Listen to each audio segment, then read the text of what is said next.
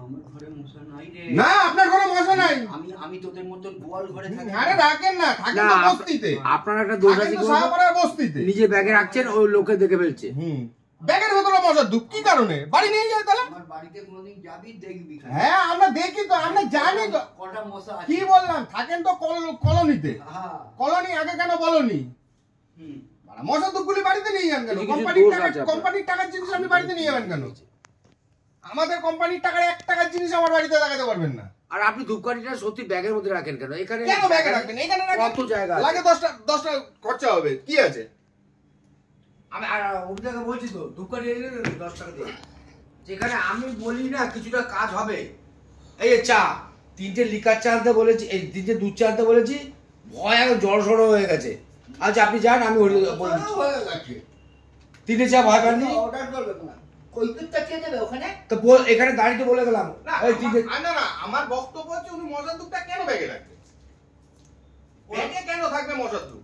ওনার সেফটির জন্য। হ্যাঁ ওনার সেফটির জন্য। কেন বললে পরে কি 10 টাকা দেবে না অভিজ্ঞতা? এই অভিজ্ঞতা তুমি 10 টাকা দেবে না ওনারা? দিন তো এসেছি, মুখে বলো না, মুখে বলো। দেবো কেন তাহলে এই তো দেবে বলতে, তাহলে আপনি ব্যাগের ভেতরে রাখবেন। আমি নিজে বলেছি এই যে আমরা বিকালবেলা প্রোগ্রামের দিন বসে থাকি না মশা কামড়। হ্যাঁ আমরা কেন মশা কামড় জানি না কেন? আমরা কালকে থেকে থাকবো না।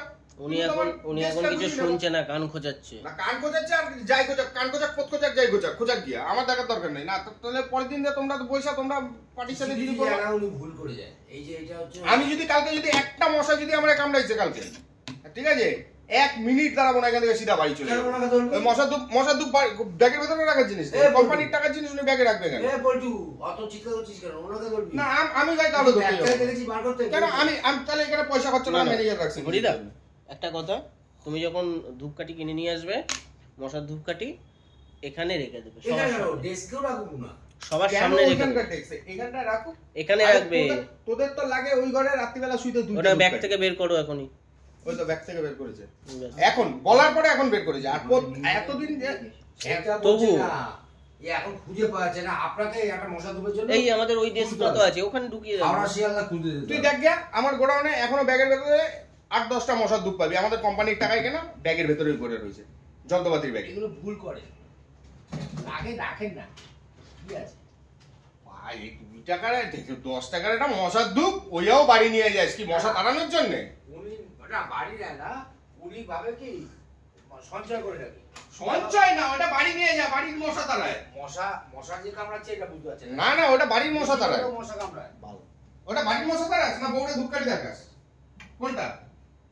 এই তুই আর বাড়ি তুলিস না তো। ও ঠিকই আছে, ওর বউরে ও নিজের দোষে নিজে পাগল বানাইছে, ও ইচ্ছা করে পাগল বানাইছে বউটাকে। এমনি কি ফোন করে নাকি? সন্দেহ করে তো, কি করতেছে না করতে সন্দেহ করে।